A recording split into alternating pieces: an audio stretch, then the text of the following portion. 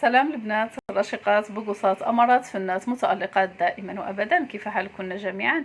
اليوم جينا نحطوا الخطة رقم جوج. الخطة رقم جوج، بما اننا حطينا البارح الخطه رقم واحد، اننا خصنا نطبقوا النظام 15 يوم ونشوفوا النتيجه ديال 15 يوم، اننا غنقصوا اكثر من 5 كيلو. الناس اللي عندهم 100 كيلو الفوق غادي تنقص اكثر من 5 كيلو دهون ان شاء الله، واللي ربما كاين بعض الناس اللي غادي تنقص 7 كيلو الا انضبطت والا شربت داك الديتوكس رقم واحد وتبعت النظام ديال لو نفسك تخس.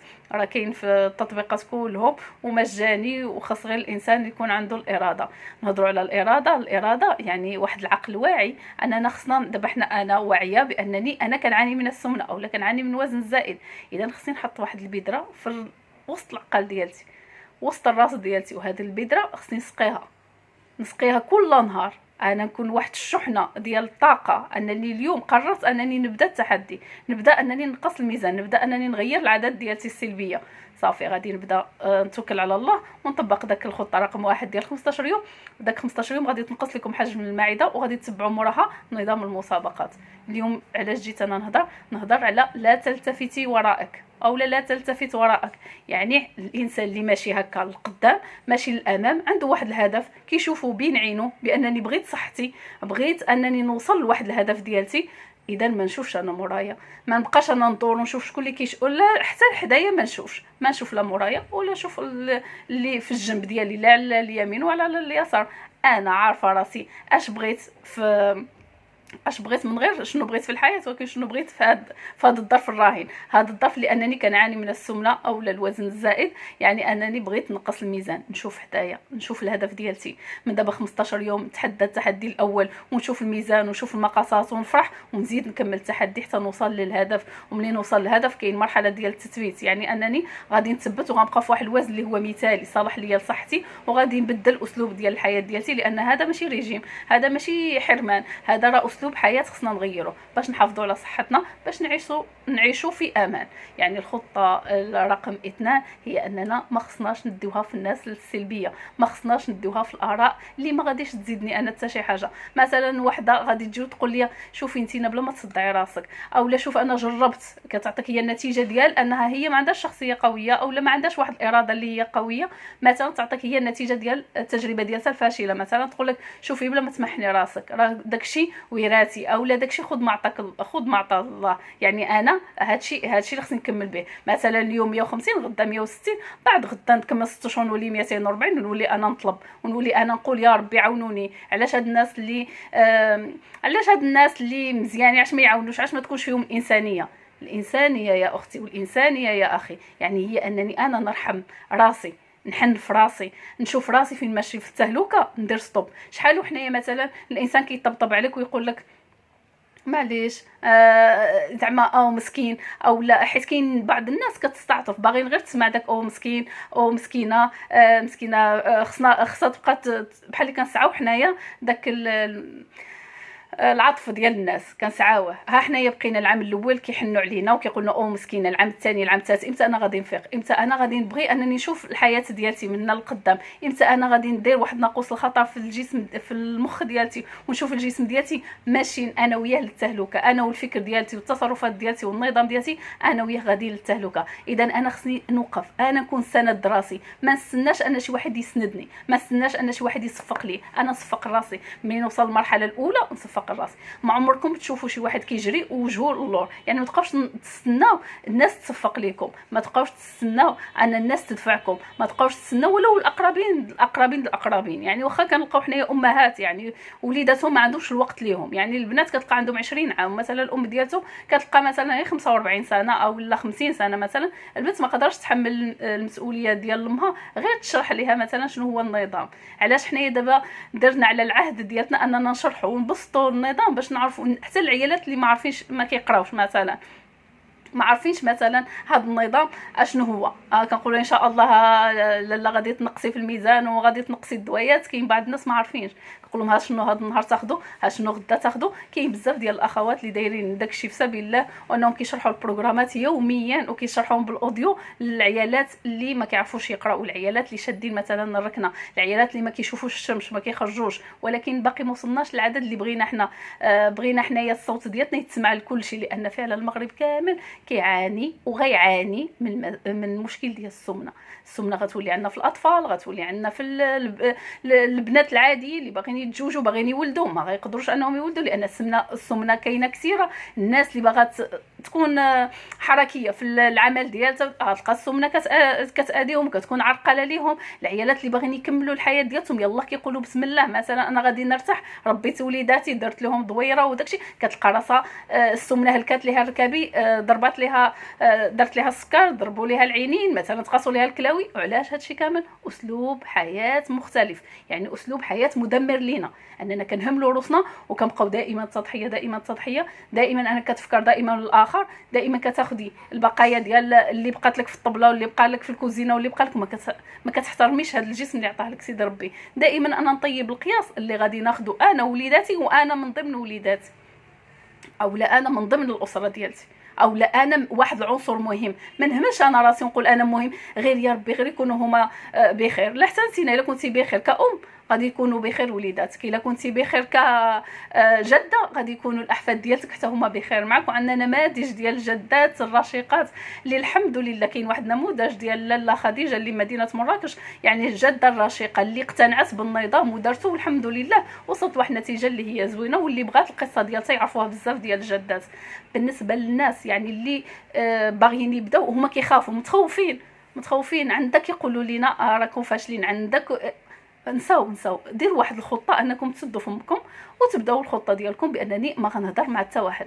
يعني ما غاديش نخلي شي واحد ينتقدني، ولا حتى الا كان ينتقدني ولا يقول لك اش هذا الاكل زعما ديال الريجيم الا وصلتيها وجهي. دائما حنايا حيت في المصطلحات ديالنا الا وصلتيها وجهي او لا شي حاجه، وحنا كنتحبطوا داخليا، وخصوصا البنات اللي كيكونوا مازالين صغارين، خصوصا شي وحدين اللي كيكون مثلا غير خوها بغى يضحك معاها ويقول لها شوفي عاوتاني بديتي شي فيلم جديد، عاوتاني بديتي شي حاجه. حيت هادشي كنشوف انا من اتصالات اللي كيوصلوا لي من البنات الصغارين. يعني انتينا تحدي نفسك، تحدي قولي انا قويه، انا نخاطب راسي، انا ندير راسي، انا نشوف هذاك البذره اللي حطيتها في الدماغ ديالتي نهار اللي كان الحماس، نهار اللي كان كلشي كتعرف فاش كتجينا واحد الوقفه انني خصني ندير ستوب وخصني ندير قف، يعني هكا، ونبدا الحياه ديالتي الصحيه ونبداو نغير الحياه ديالتي. لانني انا سنوات وانا جالسه كنستنى طبطبه، كنستنى انا اللي يدفعني، كنستنى انا اللي يوقف معايا.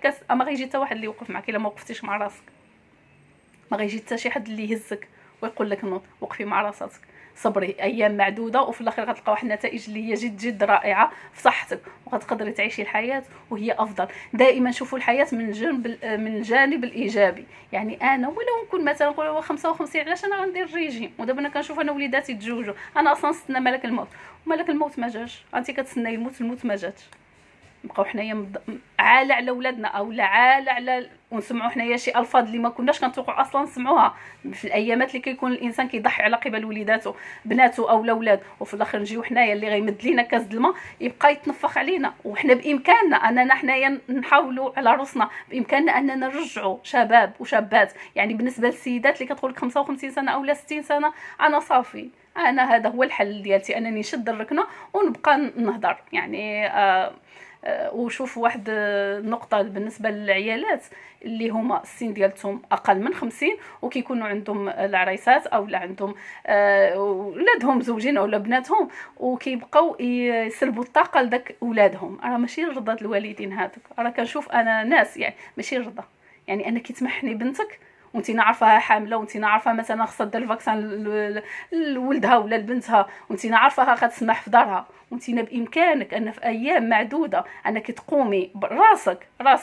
ماشي حنا كنقولوا على صله الارحام ولا على رضا الوالدين، لا كنهضر على الوالدين الانانيين، كنهضر على الامهات الانانيين، كنهضر على الناس اللي هما سلبيين، كنهضر على الناس اللي باغيين يحطموا يشوفوا التحطيم ان وليداتهم كيتكرفسوا حدا عينيهم وما كيرحموهمش. كتشوفوا الانسان خصو يتقى الله في راسه. يعني انا كأم نتقى الله في راسي، علاش انا غادي نخلي بنتي انها تجي تقضي لي وانا قادره نقدر راسي؟ خصني غير ايام نتبع هذا النظام، وان شاء الله غادي نوصل لواحد النتيجه اللي هي زوينه.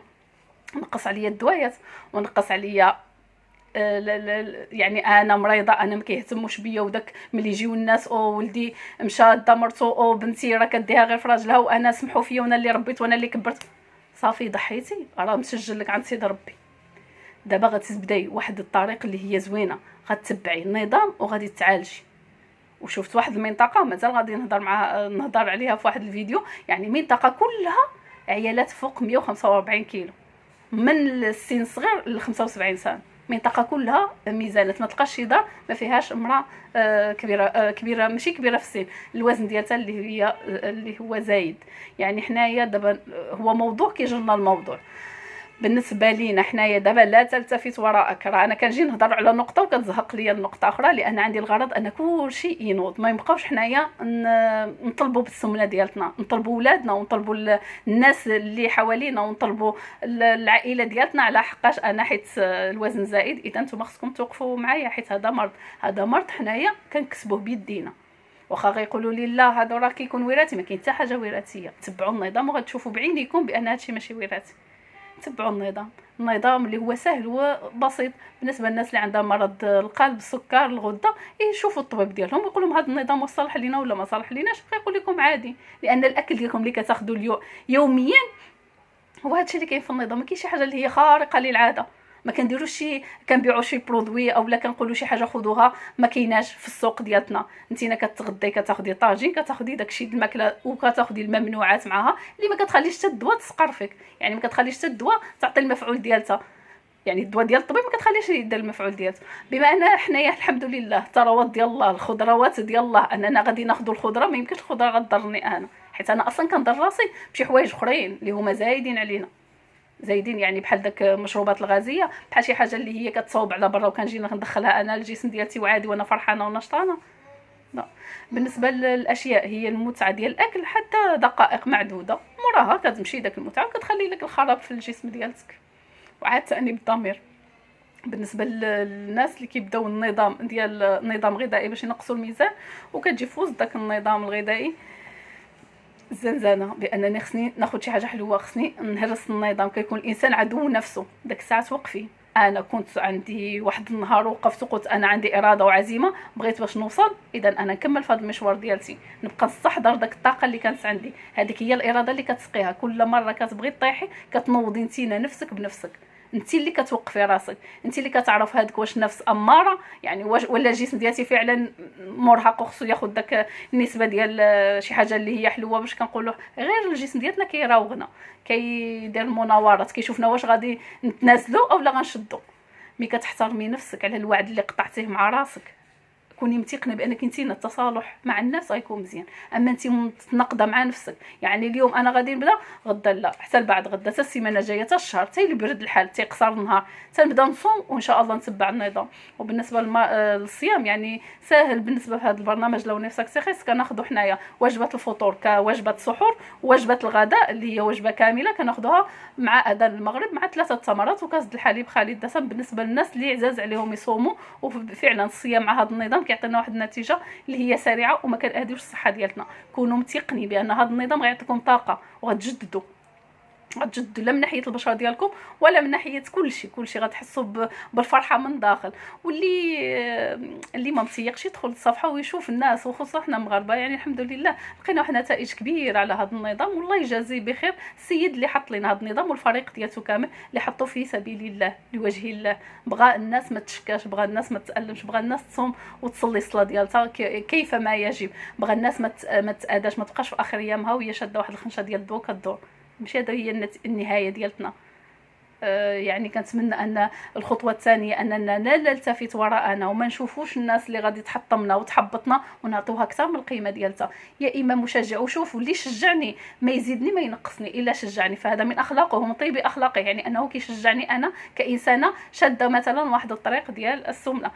واحد ازاله السمنه. يعني اللي صفق ليا شكرا له، واللي ما صفقش ليا يعني المهم نكون انا مقتنعه بالقرار اللي خديته ونتبعه هكا ونشوف الهدف ديالتي ونمشي. اللي شكرني واللي صفق ليا واللي قال لي انت بطله نقول له شكرا جزيلا، واللي ما صفقليش المهم انا مقتنعه بالطريقه اللي انا بديتها، وان شاء الله ربي غيوصلكم لكل الاشياء اللي هي زوينه لانكم نتوما توكلتوا عليه وفي نفس الوقت خديتوا هذا النظام وبغيتوا القوه وبغيتوا الانافه، ما بغيتوش المسكنه، ما بغيتوش لان الانسان دائما هو ربي عطيه الصحه والنعم كثيره وحنا نبقاو دائما نخسروا الملامح اللي عطاها لنا سيدي ربي ونبينوا باننا احنا دائما محتاجين للطبطبه ومحتاجين وحنا مراضين وحنايا نكونوا قويين. راه ربي كيبغي يشوفنا في احسن صوره، راه حنا اللي كنخسروا الصوره ديالتنا اللي عطاها لينا سيدي ربي، ونحمد الله على النعم ديالته كامله. يعني مجرد انك كتنوضي في الصباح كتشوفي كتحركي حمد الله وشكريه، حمد الله وشكريه بهذه الطريقه. وكاين بعض العيالات اللي واخا زايدين في الميزان راه كيقدروا يتحركوا ماشي شادين الركنه،